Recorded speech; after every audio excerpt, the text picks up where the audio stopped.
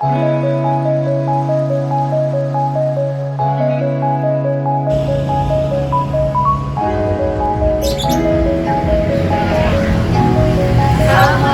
warahmatullahi wabarakatuh.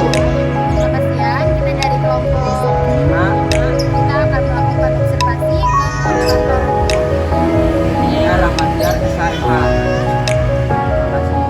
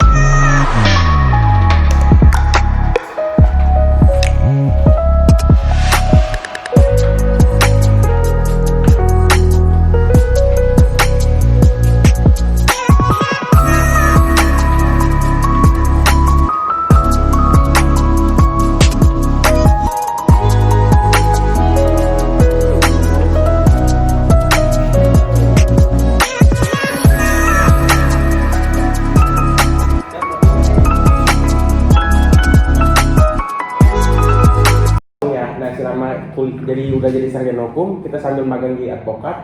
Jadi nanti S2-nya lulus ya, terus jadi advokat juga selesai, jadi sama 2 tahun tuh, bisa nggak Bu? Boleh. Boleh. Tapi untuk magang itu setelah lulus PKPA sama lulus ujian, baru Magang. hitung magang. Kalau sambil kuliah S2 nggak bisa?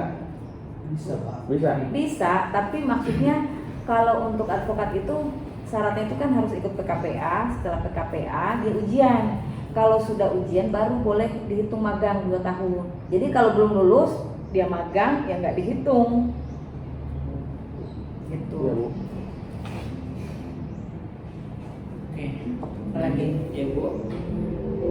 Sebagai advokat pernah nggak Ibu membela pakai hati nurani? Pernah nggak ibu membela orang pakai hati nurani nggak dibayar mungkin gitu? Iya. Pernah. Pro bono Beberapa ya kali. maksudnya ya Bu ya? Pro bono ya? Oh iya, pro bono cuma-cuma. Iya. Pernah. Itu bahkan beberapa kali. Kan kita diamanahkan juga di Undang-Undang Advokat, kita itu punya kewajiban untuk membela orang yang benar, orang yang membutuhkan yang tanpa dibayar. Itu kewajiban. Tapi ibu pernah nggak pas menjalani sidang kayak seharusnya dia menang gitu, kayak kita tersentuh gitu, kenapa dia diponis salah padahal dia benar gitu? Oh, kalau misalnya perasaan ada yang kita bela terus kok harusnya menang tapi kok salah, pernah. Tetapi kan namanya putusan pengadilan itu kan hakim punya pandangan sendiri. Belum tentu menurut ibu benar di depan hakim itu benar atau hukumnya benar. Tapi pernah mengalami begitu.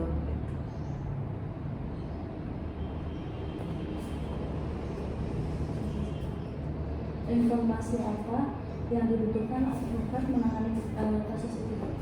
Kalau seorang advokat itu dalam menangani perkara sama klien, yang pertama kita harus tahu kronologisnya, kejadiannya apa gitu. Jadi klien itu tidak boleh misalnya menutupi informasi-informasi yang harus diberitahu ke advokatnya. Karena kenapa? Khawatirnya dengan ceritanya misalnya dia tidak jujur, kita pembelaannya juga nanti tidak maksimal. Jadi biasanya kalau ibu ke klien itu selalu bilang, ceritakan yang sebenar-benarnya, jangan ditutup-tutupi, apa adanya. Jadi kalau klien itu cerita apa adanya, kita bisa analisanya, oh dia salahnya seperti ini, oh dia benarnya seperti ini, oh hukumnya itu seperti ini gitu. Jadi seorang klien itu kalau memang dia butuh jasa advokat atau dalam satu perkara, dia harus menceritakan perkara itu yang sebenar-benarnya, tidak boleh berbohong. Tapi pernah nggak Bu waktu menangani kasus si kliennya itu nggak bilang yang sebenarnya? Pernah. Terus buat dia berkata jujur itu Oh, pernah begitu. Jadi misalnya sudah jalan sidang, Setelah di persidangan baru misalnya ada hal-hal yang tidak dia ceritakan. Itu adalah resiko klien jika nanti misalnya kita belanya itu tidak maksimal karena apa yang dia ceritakan di awal tidak sejujur yang harus dia ceritakan. Jadi ibu selalu bilang ke klien, ceritakan apa yang memang terjadi, jangan dikurang-kurangi, jangan ditutupi, jangan dilebih-lebihkan, jangan sampai nanti pas pembuktian ada hal yang saya tidak tahu ternyata itu terjadi. Jadi nanti tanggung sendiri risikonya, jangan sampai saya disalahkan. Selalu di awal selalu saya mengatakan seperti itu. Ceritakan yang sebenarnya, jangan dikurangi, jangan dilebihkan, apa adanya. Gitu. Saya lanjut ya Bu, salahkah advokat membela tersangka terdakwa kasus korupsi? Kalau salah tidak salah. Kan setiap orang itu berhak mendapatkan perlindungan hukum atau bantuan hukum. Masalah benar atau tidak itu adalah kewenangan pengadilan. Yang penting kita bela itu tidak bertentangan dengan nurani gitu. Atau misalnya kita bela orang itu karena dilihat dari misalnya bayarannya terlalu mahal, akhirnya kita melakukan segala hal itu bertentangan, tidak boleh. Karena kan kita disumpah. Tapi kalau misalnya untuk kayak gitu berarti meringankan ini dia ya Bu, kalau misalnya dia apa namanya jelas salah, misalnya udah didakwa jelas salah, tapi dia diringankan kan bebannya, bukan berarti dia menang gitu. Tergantung. Kalau ibu dalam menangani perkara misalnya tahu dia salah, ibu selalu memberikan edukasi seperti ini. Hukumnya itu sudah salah, minimal ada hal misalnya yang meringankan. Misalnya apa? Misalnya dia kepala rumah tangga atau misalnya dia masih punya tanggungan. Kita berhak untuk membela dia.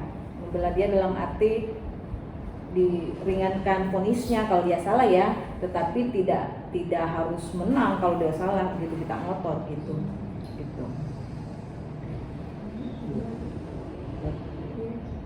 Ini Bu, untuk penanganan dalam suatu kasus sebagai advokat, bagaimana cara menggali informasi dari kliennya Bu?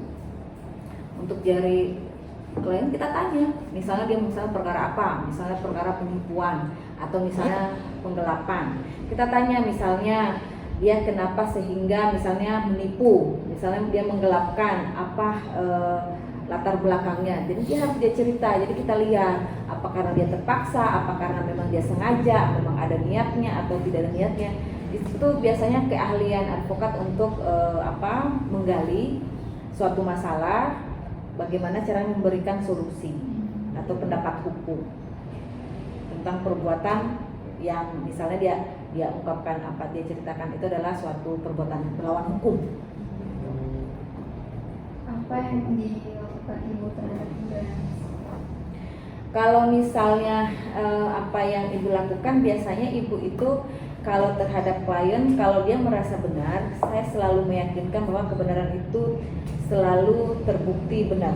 Tetapi kalau salah, segimanapun hebatnya kita bersilat lidah, kita berbohong, kebenaran itu tidak bisa kita tutupi. Lambat laun pasti terbuka. Gitu. Tapi pernah nggak sih ibu waktu nangani kasus si klien ibu itu benar, tapi di salah. Terus ibu kayak minta keringanan gitu, tapi yang memenang itu yang itu ya?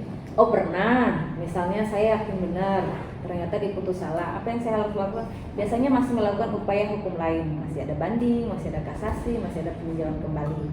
Tapi toh pada akhirnya memang akhirnya juga sudah melakukan pembelaan. Kalau salah, sebagai warga negara ya kita harus hormati keputusan itu, karena itu adalah kepastian hukum. Gitu. Kasus terberat apa sih yang udah ibu tangani? Kasus terberat yang ibu tangani itu tahun 2012 sampai 2014, menangani 9 ormas. Itu paling berat dan ibu merasa nggak bisa tidur, nggak bisa bebas dalam arti tidak tenang ini bagaimana, karena itu perkara yang bukan perkara gampang, karena Dulu misalnya ibu sidang tuh di demo, Iya. itu benar-benar luar biasa. Merasa takut ya. Itu berapa Pikiran bulan itu dulu selesainya? Berapa bulan selesainya? Oh bukan bulan, tahunan. Tahunan. Gitu.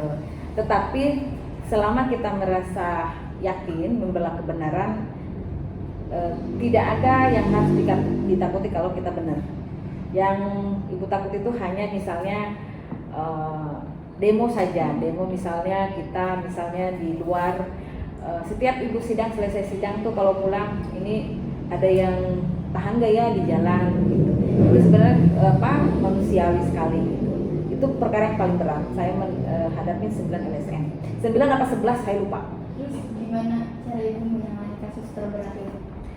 Tetap sesuai jalur hukum, sesuai koridor-koridornya, ya selesai. Gitu. Apakah ibu dapat ancaman dari ormas yang lain?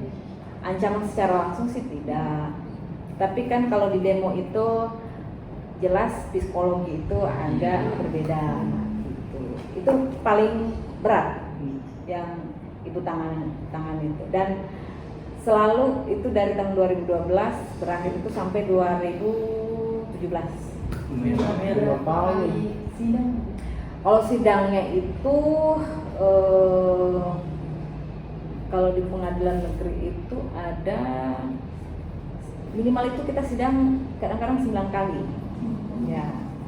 Dan itu kan prosesnya lama, ada bandingnya, ada kasasinya, ada peninjauan kembalinya. Bahkan ada perkara ibu dari 2013 baru putus 2020, 7 tahun baru selesai. Itu kalau lama itu apa yang bikin lama ini? Memang proses hukumnya begitu. Kan kalau banding berapa bulan, terus kasasi berapa, terus ada lagi peninjauan kembali gitu. Sampai benar-benar berakhirnya itu Juli kemarin. Lama, 7 tahun. Paling berat itu. Karena ada pidananya terus perdatanya. Terus mau nanya dong Bu, kenapa ibu ambil kasus itu? Padahal kan ibu udah tahu gambarannya gitu. Berat gitu. Karena menurut ibu perkara itu satu hukumnya benar. Ya. Terus kemudian kliennya percaya sama ibu, ya sudah. Gitu. Dan ibu yakin bisa, udah. Gitu. Dan itu pengalaman yang nggak bisa diulang dan itu luar biasa. Gitu. Hanya dong Bu, ibu nanganin kasus dari klien itu, ibu pernah nggak dikasih bonus gitu? Bonus yang paling wow gitu. Ada Juli itu mobil, Wah. dapat tuh mobilnya Juli kemarin. Saya nanya gini karena saya udah tahu dari Pak Ibu mau tahu juga, saya nanya gitu Bu. Oke. Ya. Apalagi? Tahu yang Mau lain? nanya dong, kalau kan ibu nanganin kasus nggak satu aja ya, Iya. berarti ibu bisa mempersiapkan pikirannya bercabang-cabang gitu. Gimana sih Bu caranya? Kalau sarjana hukum Ya. itu pasti terlatih. Semester 7, 8 itu udah terlatih. Sama kalau kita kuliah, mata kuliahnya banyak nggak? Gimana kita mau mempertanggungjawabkan masing-masing mata kuliah supaya nilainya bagus? Iya. Artinya kan harus belajar kan? Pintar-pintarnya kita bagi bagaimana gitu. Iya. Kayak misalnya ibu nangan pidana perdata, pernah nggak sekaligus misalnya satu kali jalan itu ada pidana ada perdata? Pernah. Tetapi kan kalau kita itu punya tanggung jawab. Tanggung jawabnya itu kan kalau sebelum kita masuk pengadilan, perkara itu kan kita harus pelajari dulu. Setelah kita pelajari baru kita masukkan. Gitu. Harus kita kuasai betul perkara. Gitu. Kalau kita nggak kuasai, wah itu malah petakan gitu di pengadilan. Gitu. Kalau ibu prinsipnya setiap perkara selalu belajar. Dan ibu misalnya menerima perkara itu selalu tanya mampu tidak. Kalau misalnya tidak, ibu tidak akan ngambil karena adalah itu tanggung jawab moral. Gitu. Apalagi perkara begini ya, kalau orang nggak senang, terus misalnya kecewa, sakit hati, resikonya kan luar biasa gitu. Apalagi Ibu pernah nggak sih beberapa kasus yang ada yang nggak ibu terima? ada Contohnya kasus apa sih? contohnya kasus misalnya perselingkuhan. Bercanda ini bukan bercanda tadi. Oh enggak, Enggak. karena tapi misalnya memang itu salah dan bertentangan ya dengan nurani ibu gitu ya. Itu kadang-kadang misalnya dia sudah salah tetapi dipaksa misalnya saya harus menang atau apa, itu ibu biasa tolak karena itu bertentangan. Sekian hasil observasi kita dari